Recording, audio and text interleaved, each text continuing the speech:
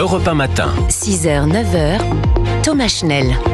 7h43, très belle fin de semaine. Thomas Schnell, on vous retrouve en charmante et bonne compagnie. Avec nos recommandations littéraires et sorties aujourd'hui, Vanessa Zah, Nicolas Caro. Bonjour Nicolas. Bonjour. Pour le conseil lecture, ce matin Nicolas, c'est un classique. Oui, un classique qui sent un peu la poussière d'ailleurs, à tort, c'est Le Grand Maulne, signé Alain Fournier. Il y a un trait d'union entre Alain et Fournier parce que c'est un pseudonyme. Son vrai nom, c'était Henri Alban Fournier. Je vous le dis au passage. Et quand on dit ce titre, on pense, c'est vrai, à l'école. Et effectivement, ça fait partie de ces monuments incontournables, un peu intimidants à force d'être mythifiés. Mais à tort donc. Mais oui, à tort complètement, parce que c'est un roman de jeunesse, c'est un roman vivifiant, un roman sur la liberté. Alors forcément, quand on vous en impose la lecture à l'école, il y a comme une contradiction. L'histoire, c'est un adolescent qui raconte François Sorel, le fils de l'instituteur dans un petit village du Cher, Sainte-Agathe. Un jour arrive un garçon un peu plus vieux, c'est Augustin Maulne, que l'on surnomme le Grand Maulne, sorte de grand frère pour François. Ce Grand Maulne est un peu rebelle à l'autorité. Un jour, il emprunte une petite voiture à cheval et il se perd dans la région. Son escapade va durer 3 jours et pendant ces 3 jours, il tombe par hasard sur un vieux domaine, un genre de manoir en ruine, mais beaucoup de gens sont là, déguisés très bizarrement. Il comprend que c'est un mariage, on attend les mariés, et pendant ce temps-là, on s'amuse. Il décide de s'incruster un peu. Il rencontre à cette occasion une jeune fille magnifique, très mystérieuse, coup de foudre, je vous passe les détails, mais on apprend bientôt que le mariage n'aura pas lieu, la fiancée s'est enfuie. Maulne rentre à Sainte-Agathe, mais il n'a qu'un seul but, retrouver ce domaine perdu, et bien sûr la jeune fille dont il ne connaît que le nom. C'est une histoire d'amour et d'amitié. Publiée en 1913, la date est importante, Alain Fournier l'a publiée à 27 ans, premier roman, gros succès.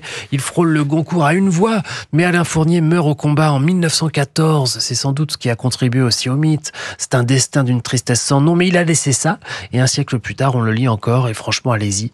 Relire Le Grand Maulne, c'est retrouver un vieux copain. Un copain que l'on portera avec nous toute la vie. Le Grand Maulne, donc, à relire. Merci Nicolas. Comme tous les vendredis, les idées bons plans hors de France ce matin. Bonjour Vanessa Zah. Bonjour Thomas, bonjour à tous. Prenons la direction des Baléares à Minorque. Allez, Minorque, parce que c'est une île qui a su rester dans son jus, discrète, secrète. On est loin de la bétonisation et du tourisme de masse de ses sœurs, Majorque et Ibiza. L'UNESCO en a fait justement une réserve de biosphère dans les années 90. Donc vous imaginez que c'est resté assez rural, sauvage, si sauvage que c'est entre autres le paradis des chevaux. C'est pourquoi on la surnomme l'île du cheval. Le cheval, c'est un des piliers de la culture minorquine. Alors à Biarritz, on est avec un surf au pied. Et bien à Minorque, on est sur un cheval. Vous pouvez faire le tour de l'île le long du littoral sur le Camí de Cavals. 184 km de randonnée que les militaires empruntaient pour faire leur ronde dès le XIVe siècle. Faut savoir que chaque été, chaque village organise sa fête traditionnelle pour célébrer ce cheval minorquin. Ce cheval, c'est un croisement des petits chevaux noirs, donc autochtones, et des pur sang arabes et espagnols. Voilà, ce qui fait qu'ils sont très agiles et ils pouvaient passer donc partout. Voilà, le clou du spectacle de ces fêtes, c'est absolument extraordinaire, puisqu'on fait faire au cheval le botte. Voilà, il doit se mettre sur ses pattes arrière, un peu comme une moto. Et là, tout le village l'entoure. Si vous touchez son cœur, ça vous portera bonheur. Et il doit y avoir des plages et des criques magnifiques là-bas. Alors, sublime même. Celles du nord sont plus sauvages, avec des roches rougeâtres, du sable doré, alors que celles du sud, elles, sont plus dans le côté carte postale, avec des eaux translucides, du sable blanc. Je vous donne d'ailleurs mes préférés, Turqueta et Macarella, notez. Un petit conseil, n'hésitez pas à choisir celles qui sont plus difficiles d'accès. On gare sa voiture, on marche 20 minutes, mais la récompense, elle est à l'arrivée. Ce sont de petits bijoux où vous trouverez un petit peu moins de monde surtout.